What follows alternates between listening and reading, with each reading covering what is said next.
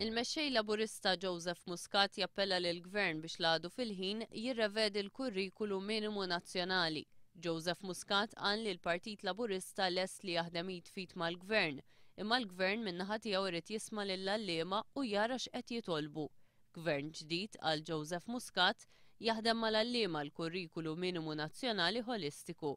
F'dawn l-aħħar jiem l-Union tal-Għalliema l-MUT qalet li l-konsultazzjoni dwar il-kurrikulu minimu nazzjonali ma kinitx waħda serja. Uffiċjal tal-Gvern tal-Kazakistan li huwa mfittex għal diversi atti kriminali li wettaq fosthom brabta ma' tortura qed jgħix f'pajjiżna f'taslima. Ġurnal lokali li rrapporta dil-istorja qed jgħid li minkejja l-pressjoni diplomatika li qed issir fuq Malta biex Raħkat Aliyev jiġi arrestat, jidher li huwa daħal f'pajjiżna legalment mal-mara tiegħu bħala ċittadin Awstrijak. L-allegazzjonijiet li Malta qed iżżomm kriminal qed isiru mill-eks Prim Ministru tal-Kazakistan u l-avukat tiegħu f'laqgħat li dawn kellhom ma' politiċi fi Brussell huma talbu biex issir pressjoni fuq pajjiżna biex jittieħdu passi kontra Aliyev. Wieħed mill-Ewroparlamentari Ġermaniżi saħansitra bagħat ittra fejn talab lill-Ministru tal-Affarijiet Barranin Tonio Borg għall-informazzjoni. Fil-qorti llum mistennija jitresqu żewġ persuni Somali li allegatament ħebbew għal żewġ tirġiel bi vjolenza f'żewġ każijiet separati fil-lejl ta' bejn il-ġimgħa u s-Sibt. Fl-ewwel każ raġel ta' 43 sena mir-Raħal Ġdid li kien għadu kemm ħareġ mir-ristorant f'Taxbix saf aggredit miż-żewġ Somali b'ġebla.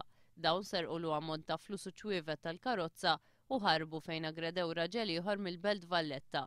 Il-Pulizija tad-Distrett sabu lir-raġel bi ġrieħi serji f'rasu u rnexxielhom jilħqu lis-Somali jattakkaw lir-raġel ieħor.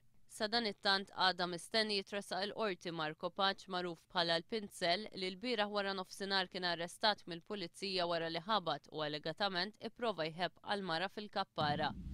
Iċ-ċermen tal-mita direttament jew indirettament għandu aċċess għad-data kollha inkluż informazzjoni sensittiva ta' kull individu f'pajjiżna.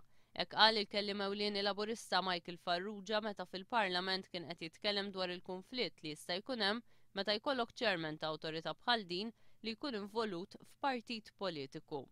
Michael Farrugia kien qed jitkellem fl-aġġornament meta qal li l-investigazzjoni li jagħmel il-Kummissarju tad-Data ħalli diversi punti mqajma minnu mhux imwieġba. Qal il-kwistjoni kollha ma kinitx dwar x'tip ta' standards għandha l-awtorità tal-Gvern Mita. Qal il-kwistjoni prinċipali mqajma minnu fil-Parlament dwar kemm huwa aċċettabbli li jkollok lil Claudio Grek li huwa involut fil-Partit Nazzjonalista imexxi din l-awtorità li għandha aċċess għall-informazzjoni sensittiva. Il-mexxejja dinin qablu li għandhom jaħdmu għal trattat ġdid dwar il-klima l-2015 li jkun jorbot legalment lil pajjiżi madwar id-dinja biex inaqsu l-emissjonijiet. Dan il-qbil intlaħaq fil-Konvenzjoni dwar il-bdil fil-klima tal-Ġnus Magħquda fl-Afrika t'isfel. It-trattat għandu jkun negozjat sal-2015 u jidħol fis-seħħ fl-2020.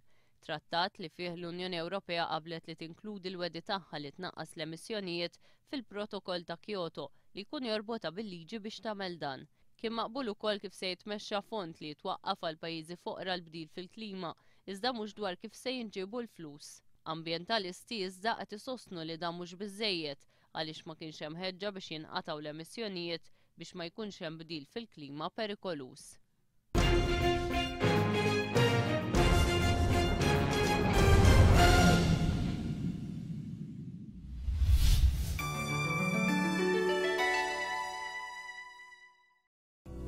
It-temp għandu jkun il-biċċa l-kbira sabiħ b'ammont varjabbli ta' sħab għoli, viżibilità tajba, riħ moderat mill-biċ kultant ikun lokalment moderat għal ftit qawwi. Baħar ġeneralment moderat, b'imbagħad ftit li xejn jew baxx minn nofsinhar għall biċ. L-ogħla temperatura 19 grad Celsius, l-inqas 14 grad. Temperatura tal-baħar 19 grad Celsius, indiċi UV 2.